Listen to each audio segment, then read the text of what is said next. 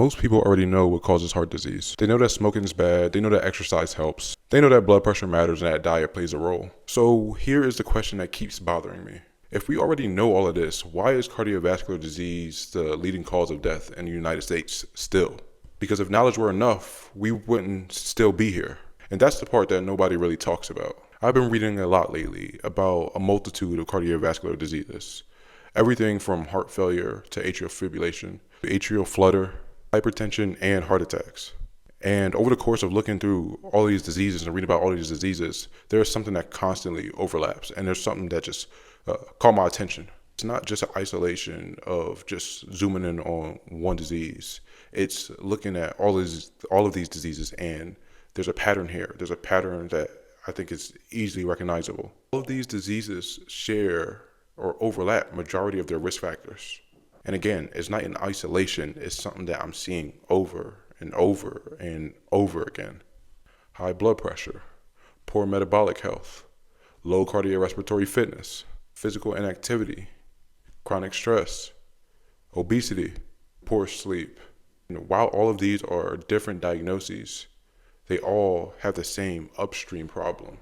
And that made me pause because that's something that's really, really, really important. Most people don't just wake up one day with heart disease. They accumulate it over time. One thing turns into another and into another.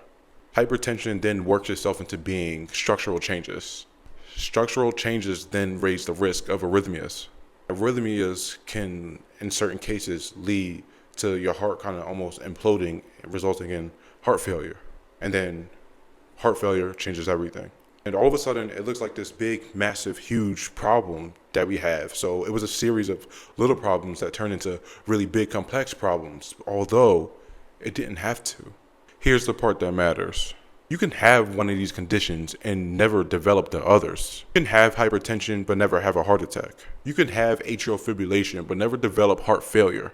You can have coronary artery disease and still have very good heart function. What usually kind of causes all of this stuff to start stacking up is that we let a bunch of time go by. There's a bunch of years that go by. There's a bunch of months that go by. There's a bunch of weeks that go by with no intervention. And if you go long enough, then the system will eventually either tip or fail. So much of this is preventable, or at least delayable. We have to ask ourselves, why don't we see better outcomes? Why isn't this pushed harder? Why isn't this the loudest message that we have in healthcare? More importantly, why do so many people know, but those same people still don't do? And this is where I think that people get it wrong. It's so easy to say that people don't care, or people are just lazy, or people just, they have to wait until something happens to them. And I do think that all of those things can be true if you kind of mesh it all together. But if you take a step back, I think the real reason is because risk is invisible. High blood pressure doesn't hurt. Plaque buildup doesn't all of a sudden just announce itself saying, hey, I'm here, you got a bunch of plaque. And for most people, I guess low fitness, they just associate it with themselves getting older. And just describing that, how risk can be silent, I guess there's no real alarm that goes off till one day there's a big glaring alarm and something happens. And by then, there's already a lot wrong, frankly. And I know psychology kind of plays a little bit role into it. And I know that humans don't do well with trying to predict outcomes or predict outcomes in the future. Although we do try to, we're not necessarily good at it. And as humans, we are actually really wired for the here and now. And I think we run into a lot of problems because we try not to be. I know that some people take the approach that today's stress beats tomorrow's risk. Today's exhaustion beats tomorrow's long-term health. Today's obligations and problems that I face with right now, they don't affect me. It won't affect me 20 years from now. But usually, if you take a look at it, that's usually not the case. And of course, one of the bigger things is that the system doesn't necessarily help because the system is more reactive instead of being proactive. The system doesn't necessarily reward being preventative. And I think we all can come to the reason as to why that is. Doesn't make it right, but that's how it's built and that's how it's set up. With all that being said, here's the shift or the change that I think will help carry us into a better place. Prevention doesn't mean never getting sick. It doesn't mean do everything perfectly. And it doesn't mean control every variable.